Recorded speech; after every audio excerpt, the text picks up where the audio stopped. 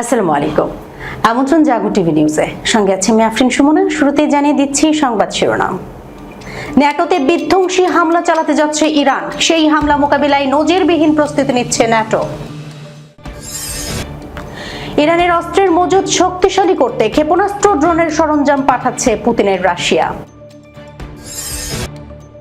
ইসরায়েলে দেশ ত্যাগের সুনামি, নেতানিয়াহুকে দুষছেন ধনীরা। এবার ইরানের বিরুদ্ধে নতুন করে অর্থনৈতিক যুদ্ধে ট্রাম্প। তুর্কি সেনা মোতায়েনের ভয়ে সিরিয়ায় ইসরায়েলের হামলা। ট্রাম্পের এক বার্তায় দক্ষিণ কোরিয়া যুক্তরাষ্ট্রের ৭২ বছরের সম্পর্কে টানাপোড়েন, কিম জং উনের পোয়াবারো। মক্কা চুক্তি অনুযায়ী তুরস্কের নৌবাহিনী পাকিস্তানকে সহায়তায় এলে ভারত তাদের ছিন্ন ভিন্ন করে দেবে, বললেন ভারতের সেনাবাহিনীর সাবেক মেজর জেনারেল। উত্তর কোরিয়ার কাছে ১২০টি পরমাণু অস্ত্র রয়েছে, বিস্ফোরক তথ্য দিল দক্ষিণ কোরিয়া। দর্শক, শিরোনাম শুনছিলেন, এবার জানিয়ে দিচ্ছি বিস্তারিত। ন্যাটোতে বিধ্বংসী হামলা চালাতে যাচ্ছে ইরান, সেই হামলা মোকাবেলায় নজিরবিহীন প্রস্তুতি নিচ্ছে ন্যাটো। প্রতিবেদনে বলা হয়, উত্তর আটলান্টিক সামরিক জোট ইরানের হামলা মোকাবেলায় প্রস্তুত। বুধবার জোটের এক কর্মকর্তা সিএনএনকে এই তথ্য জানিয়েছেন। ইরানের শাসক গোষ্ঠীর ঘনিষ্ঠ সূত্রের বরাত দিয়ে ফিনান্সিয়াল টাইমস জানিয়েছিল, ট্রাম্প সংঘাত বাড়ালে ইরান ইউরোপে মার্কিন সামরিক লক্ষ্যবস্তুতে হামলা চালানোর বিষয়টি বিবেচনা করছে। সূত্রগুলো জানিয়েছে, ইরানি বাহিনী দক্ষিণ পূর্ব ইউরোপে মার্কিন স্থাপনাগুলোর উপর সম্ভাব্য হামলার বিষয়টি খতিয়ে দেখছিল, যার মধ্যে বুলগেরিয়াও রয়েছে। এই দেশটি গত মাসে মার্কিন জ্বালানি বিমানের জন্য বেজমের বিমান ঘাঁটি ব্যবহারের অনুমোদন দিয়েছিল। একটি সূত্রের মতে, সাইপ্রাসকেও একটি সম্ভাব্য লক্ষ্যবস্তু হিসেবে চিহ্নিত করা হয়েছিল, যেখানে মার্চ মাসে একটি ব্রিটিশ বিমান ঘাঁটিতে ড্রোন হামলা হয়েছিল। প্রতিবেদন অনুসারে, সংঘাত তীব্র হলে ইরানের বাহিনী হরমুজ প্রণালীতে সমুদ্রের তলদেশের ফাইবার অপটিক কেবলের উপর হামলার বিষয়টিও আলাদাভাবে খতিয়ে দেখেছিল। একটি সূত্র জানিয়েছে, ট্রাম্প যদি ইরানের অবকাঠামোতে হামলার হুমকি কার্যকর করেন, তবে তেহরান যুদ্ধ সম্প্রসারণের প্রস্তুতি নিচ্ছে। অন্য একটি সূত্র বলেছে, মার্কিন সামরিক পদক্ষেপের জবাবে ইরান কোনো সীমা রাখবে না। ইরান ন্যাটো দেশগুলোতে হামলা করতে পারে, এমন প্রতিবেদনের প্রতিক্রিয়ায় জোটটির একজন কর্মকর্তা বলেছেন, ন্যাটো যে কোনো হুমকি মোকাবেলা করতে প্রস্তুত। ওই কর্মকর্তা বলেন, এই সামরিক জোট যে কোনো হুমকি মোকাবেলা করতে প্রস্তুত এবং সকল মিত্রকে রক্ষা করার জন্য যা যা করা প্রয়োজন তা সর্বদা করবে। ইরানের অস্ত্রের মজুদ শক্তিশালী করতে ক্ষেপণাস্ত্র ড্রোনের সরঞ্জাম পাঠাচ্ছে রাশিয়া। যুক্তরাষ্ট্র ও ইসরায়েলের হামলায় ইরানের অস্ত্রের মজুদ ক্ষতিগ্রস্ত হওয়ার পর তা পুনর্গঠনে ড্রোন, ক্ষেপণাস্ত্র ও বিস্ফোরকের উপকরণ পাঠাচ্ছে রাশিয়া। মার্কিন সংবাদ মাধ্যম এনবিসি নিউজ এক প্রতিবেদনে এই তথ্য জানিয়েছে। প্রতিবেদনে বিভিন্ন নথি ও পশ্চিমা এক কর্মকর্তার বরাত দিয়ে জানায়, রাশিয়ার ২ ডজনের বেশি জাহাজ ক্যাসপিয়ান সাগর পাড়ি দিয়ে ইরানের আমিরাবাদ বন্দরে এসব সামরিক সরঞ্জাম পৌঁছে দিয়েছে। এসব জাহাজের অনেকগুলোই যুক্তরাষ্ট্র ও ইউরোপের নিষেধাজ্ঞার আওতায় রয়েছে। সাবেক সিআইএ বিশ্লেষক জিম ল্যামসন বলেন, রাশিয়া থেকে ড্রোনের যন্ত্রাংশ ও ছোট অস্ত্রের গোলাবারুদ সংগ্রহের ঘটনা ইঙ্গিত দেয়, ইরানের এসব সামগ্রী উৎপাদনকারী স্থাপনায় যুক্তরাষ্ট্র ও ইসরায়েলের হামলা দেশটির অভ্যন্তরীণ উৎপাদন সক্ষমতাকে ক্ষতিগ্রস্ত করেছে। ইরানের সামরিক সরঞ্জাম বহনকারী রুশ জাহাজগুলোর মালিকানা এমজি ফ্লোট নামের একটি সামুদ্রিক পরিবহন কোম্পানির বলে অভিযোগ উঠেছে। ২০২৪ সালে পশ্চিমা দেশগুলো কোম্পানিটির উপর নিষেধাজ্ঞা আরোপ করে। ইরানের যুদ্ধ সক্ষমতা বাড়াতে রাশিয়া সহায়তা করছে, এমন অভিযোগ এর আগে উঠেছে। বিশেষ করে ইরানের শাহেদ ড্রোনকে আরো উন্নত করে রাশিয়া ইউক্রেন যুদ্ধে ব্যাপকভাবে ব্যবহার করেছে। বিনিময়ে ২০২২ সালে ইউক্রেনে রাশিয়ার আগ্রাসনের পর ইরানও মস্কোকে ড্রোন সরবরাহ করেছিল। ইরানকে রাশিয়ার সহায়তার পরিমাণ কত তা অবশ্য স্পষ্ট নয়। ক্রেমলিন বারবারই এই ধরনের অভিযোগকে ভুয়া খবর বলে প্রত্যাখ্যান করে আসছে। তবে রাশিয়া ও ইরানের সামরিক সহযোগিতা নিয়ে উদ্বেগ বাড়ছে।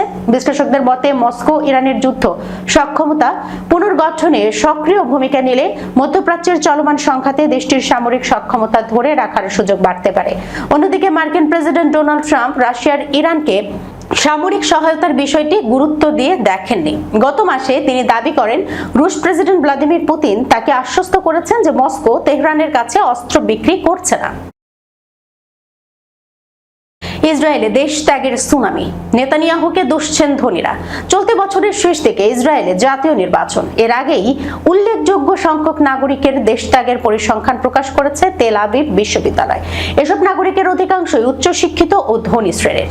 কেন্দ্রীয় পরিসংখ্যান ব্যুরোর তথ্যের বরাত দিয়ে চলতি মাসে বিশ্ববিদ্যালয়টি জানিয়েছে, গত 3 বছরে প্রায় 2,70,000 ইসরায়েলি দেশ ছেড়েছেন। এর মধ্যে 2023 সালের 86,500, পরের বছর 19,500 এবং গত বছর প্রায় একই সংখ্যক নাগরিক দেশ ছাড়েন। দেশ ত্যাগের ক্রমবর্ধমান এই প্রবণতা নিয়ে সতর্কবার্তা দিয়েছেন পার্লামেন্টের অভিবাসন বিষয়ক কমিটির প্রধান ও বিরোধী দলের নেতা গিলাদ কারিফ। তিনি বলেছেন, ইসরায়েল বর্তমানে দেশ ত্যাগের সুনামির মুখোমুখি হয়েছে, কিন্তু সংকট সমাধানে সরকার কোনো পদক্ষেপই নিচ্ছে না। এদিকে দেশ ত্যাগের কারণ সম্পর্কে জানা যায় ইসরায়েলি কর কর্তৃপক্ষের প্রকাশিত একটি গবেষণায়। চলতি মাসের শুরুর দিকে প্রকাশিত গবেষণাটি তৈরি হয়েছে বেশ কিছু প্রতিবেদনের উপর ভিত্তি করে। এসব প্রতিবেদন ইঙ্গিত দেয়, সরকার যত বেশি ডানপন্থার দিকে ঝুঁকছে, ততই বেশি উচ্চশিক্ষিত ও ধনী ইসরায়েলিরা দেশ ছেড়ে চলে যাচ্ছেন। তাদের মতে চিরচেনা এই ইসরায়েল আগের মতো নেই। নিজেদের উদারপন্থী হিসেবে পরিচয় দেওয়া অনেক ইসরায়েলি মনে করেন বেনিয়ামিন নেতানিয়াহুর সরকার দেশকে কট্টর করে তুলেছে, বিভিন্ন প্রতিষ্ঠান বিশেষ করে বিচার বিভাগের স্বাধীনতাও ক্ষুণ্ণ করেছে। ইরানের বিরুদ্ধে নতুন করে অর্থনৈতিক যুদ্ধে ট্রাম্প। ইসরায়েলের সাথে যৌথভাবে শুরু করা ইরান সংঘাতের 6 মাস পার হতে চললেও উদ্ভূত পরিস্থিতি নিয়ন্ত্রণে মার্কিন প্রেসিডেন্ট ডোনাল্ড ট্রাম্প এক নতুন ও কঠোর অবস্থান গ্রহণ করেছেন। সম্প্রতি এক সোশ্যাল মিডিয়া বার্তায় ট্রাম্প হুমকি দিয়েছেন যে ইরানকে যে কোনো ধরনের আর্থিক বা বাণিজ্যিক সহায়তা দেবে এমন যে কোনো দেশের বিরুদ্ধে অভূতপূর্ব আকারের অর্থনৈতিক নিষেধাজ্ঞা ও অবরোধ আরোপ করা হবে। ট্রাম্প তার বার্তায় স্পষ্ট করে জানান, যে কোনো দেশ যদি তাদের আর্থিক প্রতিষ্ঠান, ব্যবসা বাণিজ্য, বিমানবন্দর বা সরকারি সংস্থাকে ইরানের কোনো প্রকার সহায়তায় ব্যবহারের অনুমতি দেয়, তবে সেই দেশকেও মারাত্মক অর্থনৈতিক পরিণতি ভোগ করতে হবে। উল্লেখ্য, চলতি বছরের ফেব্রুয়ারি থেকে হরমুজ প্রণালীতে নৌ চলাচল ব্যাহত হওয়ায় বিশ্বজুড়ে জ্বালানি বাজারে বড় ধরনের ধাক্কা লেগেছে। পূর্বে প্রায় 5/5 বা 20% বিশ্ব অপরিশোধিত তেল এই রুট দিয়ে পরিবাহিত হতো। এপ্রিল ও জুনে দুবার যুদ্ধবিরতির ঘোষণা দেয়া হলেও তা কার্যকর হয়নি। ট্রাম্প ইরানের পারমাণবিক কর্মসূচি পুরোপুরি নিষ্ক্রিয় করা, সমৃদ্ধ ইউরেনিয়াম জব্দ করা এবং তেহরানের উপর আঞ্চলিক প্রভাব কমানোর লক্ষ্য নির্ধারণ করলেও তা এখনো অর্জিত হয়নি। ইরান ও চীনের প্রতিক্রিয়া। মার্কিন হুমকির তীব্র প্রতিক্রিয়া জানিয়েছেন ইরানের পররাষ্ট্রমন্ত্রী আব্বাস আরাকচি। তিনি ডোনাল্ড ট্রাম্পের এই মন্তব্যকে যুক্তরাষ্ট্রের অভ্যন্তরীণ অর্থনৈতিক সংকট ও ঋণের বোঝা থেকে জনগণের দৃষ্টি অন্যদিকে ঘোরানোর একটি প্রচেষ্টা হিসেবে ব্যাখ্যা করেছেন। আরাকচি সামাজিক মাধ্যমে বলেন, যুক্তরাষ্ট্রের এই অর্থনৈতিক সন্ত্রাসবাদ বৈশ্বিক অর্থনীতি ও দেশগুলোর সার্বভৌমত্বের জন্য হুমকি স্বরূপ। অন্যদিকে ইরানের সর্বোচ্চ নেতার উপদেষ্টা মুহাম্মদ মুখবের জানিয়েছেন, সামরিক চাপ বা নিষেধাজ্ঞা দিয়ে তেহরানের মনোবল ভাঙা সম্ভব নয় এবং তারা আলোচনা প্রস্তুত থাকলেও কোনো আত্মসমর্পণ মানবে না। তুর্কি সেনা মোতায়েনের ভয়ে সিরিয়ায় ইসরায়েলের হামলা। সিরিয়ার উত্তর পূর্বাঞ্চলীয় একটি বিমান ঘাঁটিতে হামলা চালিয়েছে দখলদার ইসরায়েল। দেশটিতে তুর্কি সেনা মোতায়েনের গুঞ্জনের মধ্যেই এই হামলা চালায় ইসরায়েলের বিমান বাহিনী। মঙ্গলবার চালানো এই হামলায় কেউ হতাহত না হলেও বিমান ঘাঁটির অবকাঠামো ক্ষতিগ্রস্ত হয়। কাতার ভিত্তিক সংবাদ মাধ্যম আল জাজিরা জানিয়েছে, তুরস্ক ও সিরিয়াকে সতর্ক করতে দখলদাররা এই হামলা চালিয়েছে। ইসরায়েল মঙ্গলবার রাতের হামলার তথ্য স্বীকার করে। তারা জানায়, তুরস্ক সেখানে নিজেদের সেনা মোতায়েন করতে যাচ্ছিল, এই কারণেই তাদের সতর্ক করতে হামলা চালানো হয়েছে। ইসরায়েলি প্রধানমন্ত্রী বেনিয়ামিন নেতানিয়াহুর দফতর থেকে দেয়া এক বিবৃতিতে এই ব্যাপারে বলা হয়েছে, ইসরায়েল ও সিরিয়া নিরাপত্তা বজায় রাখার বিষয়ে একটি সমঝোতায় পৌঁছেছিল। সিরিয়া 2 তবে আলেপ্পোর নিকটবর্তী একটি বিমান ঘাঁটিতে তুর্কি সেনা মোতায়েনের অনুমতি দিয়ে সিরিয়া প্রায় সেই সমঝোতা লঙ্ঘনের উপক্রম করেছিল। তাদের সতর্ক করতে এই হামলা চালানো হয়েছে। নেতানিয়াহুর দফতর থেকে আরো বলা হয়েছে, সিরিয়াকে বারবার সতর্ক করা হয়েছে, তুরস্কের সেনা মোতায়েন ইসরায়েলের জাতীয় নিরাপত্তার জন্য হুমকি, কিন্তু সিরিয়া এসব সতর্কতা উপেক্ষা করার সিদ্ধান্ত নিয়েছে। ইসরায়েল এমন লঙ্ঘন মানবে না। সিরিয়া যদি আবারও সমঝোতায় আসতে চায় তাহলে ইসরায়েল স্বাগত জানাবে, তবে তুরস্ক ইসরায়েলের এই বক্তব্য প্রত্যাখ্যান করেছে। দেশটির এক কর্মকর্তা নাম প্রকাশ না করার শর্তে সংবাদ মাধ্যম এক্সিওসকে বলেছেন, সিরিয়ার ইদলিবের আবু জুহুর নামে এই বিমান ঘাঁটিতে তুরস্কের কোনো সেনা মোতায়েনের পরিকল্পনা নেই, কিন্তু ইসরায়েল সিরিয়ার ভৌগোলিক অখণ্ডতার উপর হামলাকে স্বাভাবিকীকরণ করার চেষ্টার অংশ হিসেবে মিথ্যা অজুহাতে এই হামলা চালিয়েছে। ট্রাম্পের এক বার্তায় দক্ষিণ কোরিয়া যুক্তরাষ্ট্রের 72 বছরের সম্পর্কে টানাপোড়েন, কিম জং উনের পোয়াবারো। কূটনৈতিক কোনো আনুষ্ঠানিক মাধ্যমে নয়, বরং সামাজিক যোগাযোগ মাধ্যমের একটি পোস্টের মাধ্যমে বদলে গেল দক্ষিণ কোরিয়া ও যুক্তরাষ্ট্রের মধ্যকার বহু দশকের নিরাপত্তা সমীকরণ। দেশ দুটির বাৎসরিক যৌথ সামরিক মহড়া শুরুর ঠিক আগ মুহূর্তে মার্কিন প্রেসিডেন্ট ডোনাল্ড ট্রাম্পের একটি ঘোষণা দিয়ে তীব্র প্রতিক্রিয়া তৈরি হয়েছে সিউলে। যুক্তরাষ্ট্রের সঙ্গে দক্ষিণ কোরিয়ার 72 বছরের মিত্র সম্পর্কে এবার দেখা দিয়েছে গভীর শঙ্কা ও উদ্বেগ। সোমবার মার্কিন প্রেসিডেন্ট ডোনাল্ড ট্রাম্প তার নিজস্ব সামাজিক যোগাযোগ মাধ্যম ট্রুথ সোশ্যালে এক পোস্টে জানান, তিনি মার্কিন প্রতিরক্ষা দপ্তর পেন্টাগনকে দক্ষিণ কোরিয়ার সঙ্গে সামরিক মহড়া উল্লেখযোগ্যভাবে কমানোর নির্দেশ দিয়েছেন। এমনকি এই সামরিক অনুশীলন উত্তর কোরিয়াকে একটি শত্রুতাপূর্ণ বার্তা দেয় বলেও মন্তব্য করেন তিনি। সেই সঙ্গে অভিযোগ করে ট্রাম্প জানান, যুক্তরাষ্ট্র ইসরায়েলের সঙ্গে ইরান যুদ্ধে যোগ দিতে অস্বীকৃতি জানিয়েছে সিউল। হঠাৎ নেয়া এই ঘোষণায় স্তম্ভিত হয়ে পড়েন দক্ষিণ কোরিয়ার কর্মকর্তারা। ঘোষণাটি এমন এক সরকারি ছুটির দিনে আসে যেদিন দেশটির জাপানি ঔপনিবেশিক শাসন থেকে নিজেদের মুক্ত হওয়ার দিনটি পালন করছিল।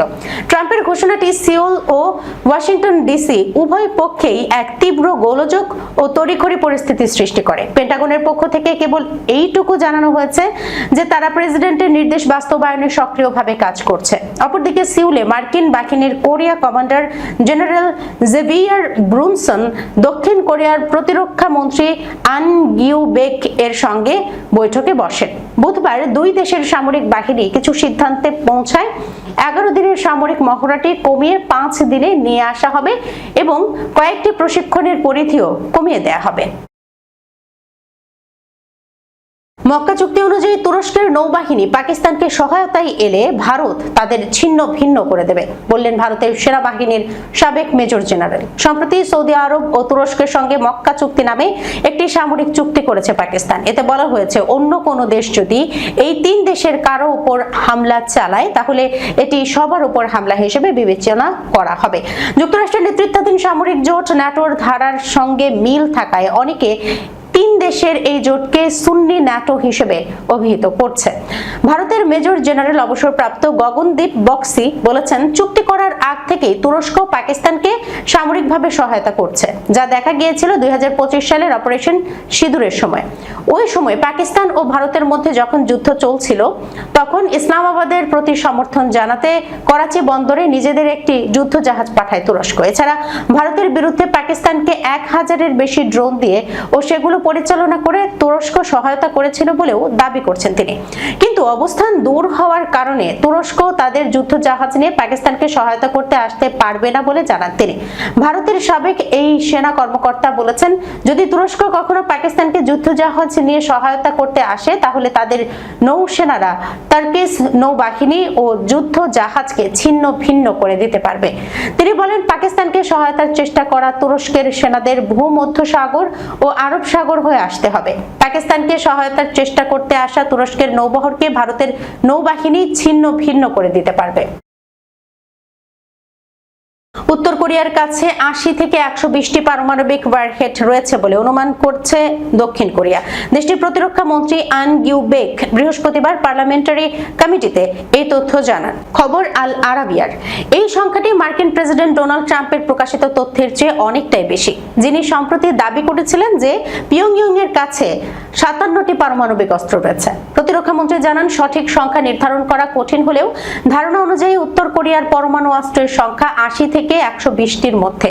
তবে পরবর্তীতে তিনি স্পষ্ট করেন যে এই হিসাবটি বেসরকারি গবেষণা সংস্থাগুলোর অনুমোদনের উপর ভিত্তি করে তৈরি এবং দক্ষিণ কোরিয়ার সামরিক বাহিনী আনুষ্ঠানিকভাবে এই সংখ্যা নিশ্চিত করতে পারেনি। বুধবার হোয়াইট হাউসে কিম জং উনের সঙ্গে চলতি বছরের শেষের দিকে সম্ভাব্য বৈঠকের বিষয়ে আলোচনাকালে ট্রাম্প মন্তব্য করেন যে উত্তর কোরিয়ার কাছে 57টি অত্যন্ত শক্তিশালী পারমাণবিক অস্ত্র রয়েছে। ট্রাম্পের এই মন্তব্যের বিষয়ে জানতে চাওয়া হলে দক্ষিণ কোরিয়ার প্রতিরক্ষা মন্ত্রী সংক্ষিপ্তভাবে বলেন, সংখ্যায় কিছুটা ভিন্নতা দেখা যাচ্ছে। তিনি মার্কিন প্রেসিডেন্টের মন্তব্যের বিষয়ে অতিরিক্ত কোনো মন্তব্য করতে রাজি হননি, কিন্তু উত্তর কোরিয়াকে আনুষ্ঠানিকভাবে পারমাণবিক শক্তিধর রাষ্ট্র হিসেবে স্বীকৃতি দেওয়ার বিষয়টি পুনরায় প্রত্যাখ্যান করেছেন। দক্ষিণ কোরিয়া দীর্ঘদিনের পরমাণু মুক্তকরণ নীতির অংশ হিসেবে উত্তর কোরিয়াকে আনুষ্ঠানিকভাবে পারমাণবিক শক্তিধর দেশ হিসেবে স্বীকৃতি দেয় না। দেশটির প্রতিরক্ষা মন্ত্রী আন গিউবেক জানান, সিউল মার্কিন পারমাণবিক ছাতার উপরই নির্ভর করে যাবে। তিনি বলেন, আমরা নিজেরা পারমাণবিক অস্ত্র তৈরি করতে পারি না এবং মার্কিন কৌশলগত পারমাণবিক অস্ত্র পুনর্মোতায়েন গ্রহণ করাও আমাদের উচিত হবে না। দর্শক, এই ছিল এখনকার মতো জাগো টিভি নিউজে। যাবার আগে শিরোনামগুলো জানিয়ে দিচ্ছি আরো একবার। ন্যাটোতে বিধ্বংসী হামলা চালাতে যাচ্ছে ইরান, সেই হামলা মোকাবিলায় নজিরবিহীন প্রস্তুতি নিচ্ছে ন্যাটো। ইরানের অস্ত্রের মজুদ শক্তিশালী করতে ক্ষেপণাস্ত্র ড্রোনের সরঞ্জাম পাঠাচ্ছে পুতিনের রাশিয়া। ইসরায়েলে দেশ ত্যাগের সুনামি, নেতানিয়াহুকে দুষছেন ধনীরা। এবার ইরানের বিরুদ্ধে নতুন করে অর্থনৈতিক যুদ্ধে ট্রাম্প। তুর্কি সেনা মোতায়েনের ভয়ে সিরিয়ায় ইসরায়েলের হামলা। ট্রাম্পের এক বার্তায় দক্ষিণ কোরিয়া যুক্তরাষ্ট্রের ৭২ বছরের সম্পর্কে টানাপোড়েন, কিম জং উনের পোয়াবারো। মক্কা চুক্তি অনুযায়ী তুরস্কের নৌবাহিনী পাকিস্তানকে সহায়তায় এলে ভারত তাদের ছিন্ন ভিন্ন করে দেবে, বললেন ভারতের সেনাবাহিনীর সাবেক মেজর জেনারেল। উত্তর কোরিয়ার কাছে ১২০টি পরমাণু অস্ত্র রয়েছে, বিস্ফোরক তথ্য দিল দক্ষিণ কোরিয়া। এখনকার মতো এই পর্যন্তই। এতক্ষণ পর্যন্ত যারা সঙ্গে ছিলেন সবাইকে ধন্যবাদ। আল্লাহ হাফেজ।